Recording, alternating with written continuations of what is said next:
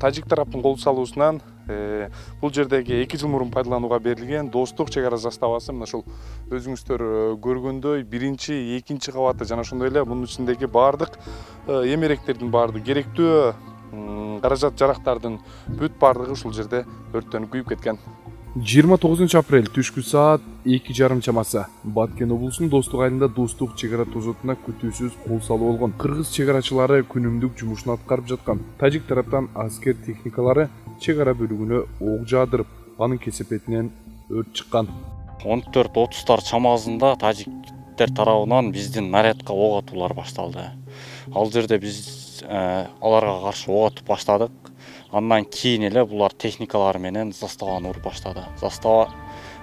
Бул тажик тарап техникалары менен заставаны аткандан кийин застава тез эле күйүп кетти. Оор техникалары менен аткылап баштады.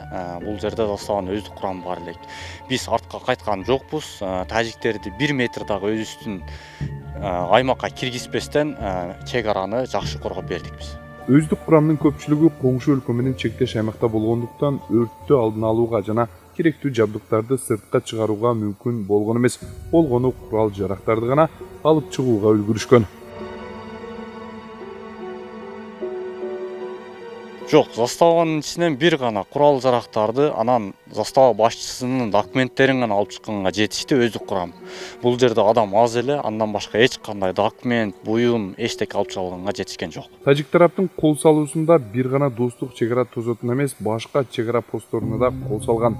Мырзабек Жанышбеков окуя орун алган күнү Миң булак чек ара заставасында күн тартибинин негизинде өз жумушун аткарып жатышкан. Түшкү саат 1:50 чамасында күтүүсүздөн кол салуу болгон. Аскер кызматкерлери коңшу өлкө чек ара талаптарын бузуп, биздин аймакка бастырып кирди дейт. Ал жактан биз Тажик Республикасынын аскер кызматкерлеринин бул жака келбеген акысы жок болчу. Алар кандайдыр бир жол менен максат менен биздин чек ара заставага кол салды.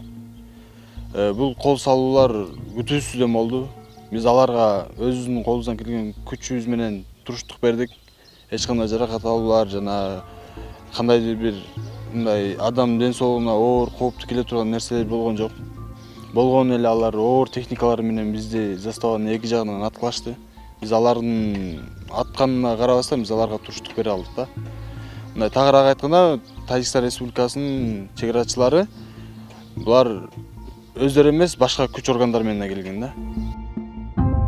Миң булак заставасында талкуулоо үчүн коңшу өлкөнүн аскерлери да аракеттерин көрүшкөндөй чек ара кызматкерлери. Бирок артка кайтаруу үчүн көрүлгөн аракеттердин натыйжасында заставаны сактап калууга жана Кыргызстан аймагынан сүрүп чыгарууга жетишкен. Алдыгы сиздер көрүп турган жаракат алган здание бул РПГ менен аткан. РПГ 7В менен выстрел берген. Бул ага карабастан биздин чек ара заставасы туруштук берген да. Жарып башка нерсеге залак келтирген эмес, эми терезелер, айнектери талкаланган. Ударный волна болгон, ошондон эле талкаланган.